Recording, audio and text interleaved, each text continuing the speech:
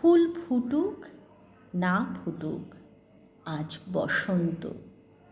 শান বাঁধানো ফুটপাথে পাথরে পা ডুবিয়ে এক কাঠখোট্টা গাছ কচি কচি পাতায় পাঁজর ফাটিয়ে হাসছে। ফুল ফুটুক না ফুটুক, আজ বসন্ত। আলোর চোখে কালো ঠুলি পরিয়ে তারপর খুলে মৃত্যুর কোলে মানুষকে শুইয়ে দিয়ে তারপর তুলে যে দিনগুলো রাস্তা দিয়ে চলে গেছে যেন না ফেরে।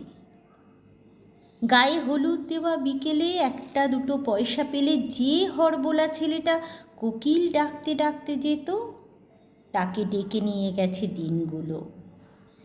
লাল কালিতে ছাপা হলদে চিঠির মতো আকাশটাকে মাথায় নিয়ে এ গলির এক কালো কুৎসিত আইবুড়ো মেয়ে রেলিংয়ে বুক চেপে ধরে এইসব ৭-৫ ভাবছিল।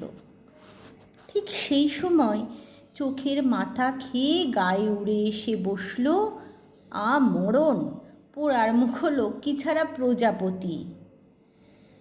তারপর দড়াম করে দরজা বন্ধ হবার শব্দ। অন্ধকারে মুখ চাপা দিয়ে দড়ি পাকানো সেই গাছ তখনও হাসছে। কবি সুভাষ মুখোপাধ্যায়ের আজকে মৃত্যুদিন, আমরা তাকে এইভাবে স্মরণ করলাম।